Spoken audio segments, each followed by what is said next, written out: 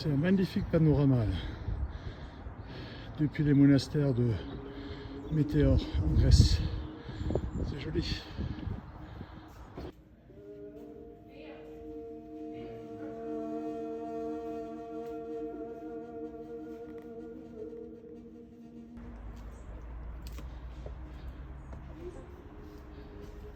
J'aurais dû le laisser passer comme ça.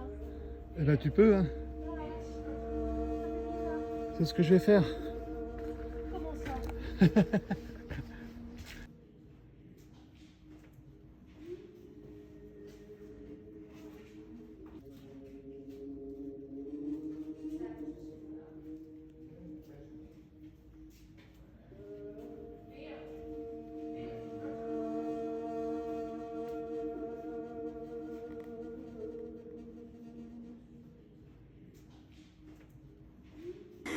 On emprunte le sentier qui monte vers le second monastère.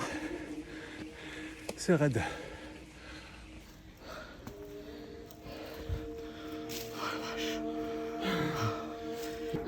C'est le monastère de Varlam, le second qu'on visite. Ils sont juste magnifiques, hein. Là, bien sûr, c'est totalement retapé et restauré. Mais c'est beau. Très, très, très beau. On a trouvé le tonneau pour nous ravitailler. C'est la cave à vin du monastère.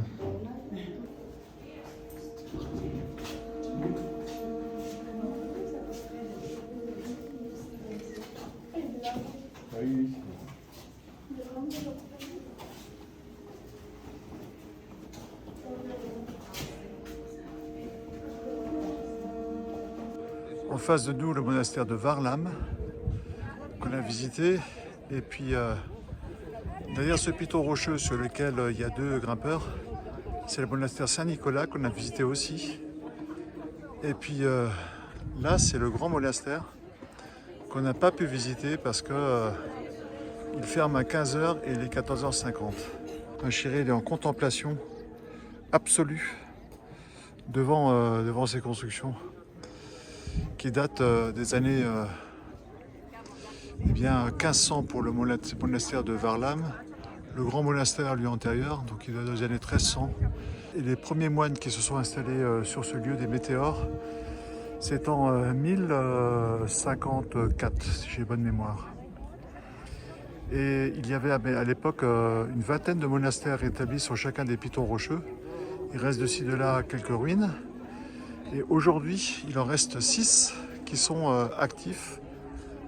Et donc actifs dans lesquels il y a des moines qui se recueillent.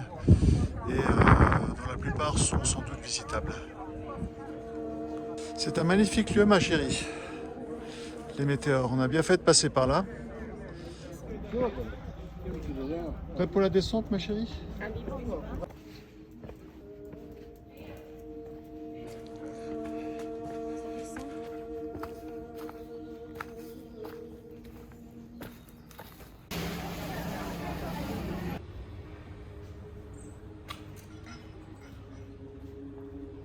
On a fait 10 km de rando, ça fait 5 h 15 qu'on marche.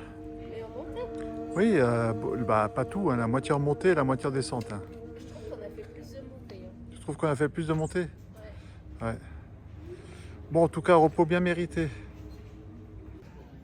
C'est la première gorgée qui est toujours la meilleure.